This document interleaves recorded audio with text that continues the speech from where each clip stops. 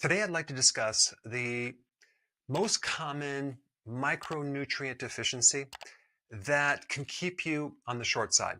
Personally, growing up, I think my growth was stunted through wrestling. I wrestled junior high school, and I started college until I fractured my neck. But for about 3 years, I actually went through cycles of literally starving myself to make weight. I think that stunted my growth. And I'm only 6'2". Now you might say, well, you're only 6'2". But yeah, but my dad's 6'5".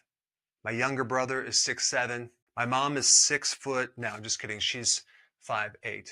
So if you're a teenager and you starve yourself, especially 3 years in a row, that can have an influence on your nutrition.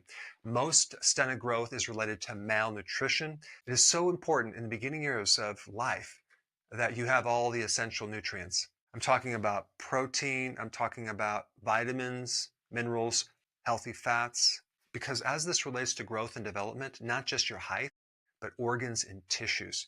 If you're deficient in iodine, for example, it can affect your cognitive function. If you're deficient in zinc, you can definitely be shorter as well. If you have some problem with your pituitary, that's going to affect your height because the pituitary controls something called growth hormone.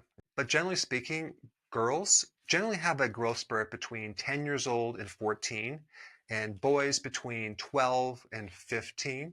But if we take a look at growth, we're going to talk about all of the things. We're going to talk about the protein, talk about vitamins and minerals, and we're going to talk about hormones. Let's start with hormones, okay? In a child, growth hormone primarily helps you grow. It helps your bones grow, helps your muscles grow, helps your height. Then when you become an adult, growth hormone has other functions. It keeps and preserves protein on your body. It's anti-aging. It helps you with weight loss. And there's several things about growth hormone I want to talk about. Number one, it's stimulated by amino acids, protein. If you're not consuming enough quality protein, your growth hormone can be diminished. If you have a high sugary diet, if you have high blood glucose, or you have insulin resistance, if you don't sleep enough, growth hormone is made by your pituitary, it goes to your liver, and then your liver makes insulin-like growth factor number 1. Now, this hormone, if deficient, can definitely make you shorter. And this hormone is also triggered by a good amount of amino acids and zinc. How could you become deficient in zinc? Number one, not consuming enough foods high in zinc. And of all the foods that are high in zinc, we have red meat, other animal meats, we have fish, shellfish, and there's not a lot of zinc in plant foods, especially grains, and especially corn, especially cassava, especially rice. And if we just take a look at the country that has the highest zinc deficiency, that would be in Africa, the Republic of Congo. And I'm primarily talking about children and mothers. Now, why would that be? Because if you look at their diet, it's mostly composed of rice, corn, grains, and cereals, okay? Now, what's the common denominator of all of those? It's phytic acid. It's a certain chemical that blocks zinc, creating a massive zinc deficiency, which can affect the immune system. Okay, what are some other things that can create a deficiency of zinc? Stress, sugar, eating junk food, that was me. Now, I also mentioned something related to sugar, insulin resistance.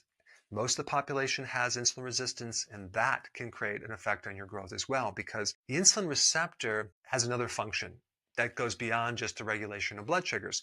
It helps you absorb nutrients. This is why when someone goes on the ketogenic diet and starts to repair this insulin resistance, and now insulin becomes more sensitive, they start having a healing effect with their muscles. Another important nutrient is vitamin D. Vitamin D is another really common deficiency simply because, first of all, kids don't go outside much anymore. It's almost impossible to get from your diet. All the junk food inhibits it, and the inflammation in our guts block the absorption of vitamin D.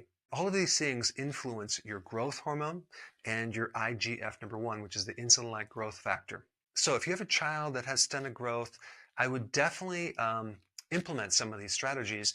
And there's one more thing that I used in practice that seemed to work very well, because your pituitary is at the heart, and anything you can do to support the pituitary would be a good thing. There is one product that Standard Process sold when I was in practice that seemed to really work. It seemed to help children grow a lot more in a short period of time, and it's called Pitutrophin PMG. I would definitely recommend that maybe one before bed for maybe 3 months, just to optimize the potential for a child's growth. Now, since we're on the topic of zinc, there's a lot more to learn. If you have not seen this very interesting video on zinc, I put it up right here. Check it out.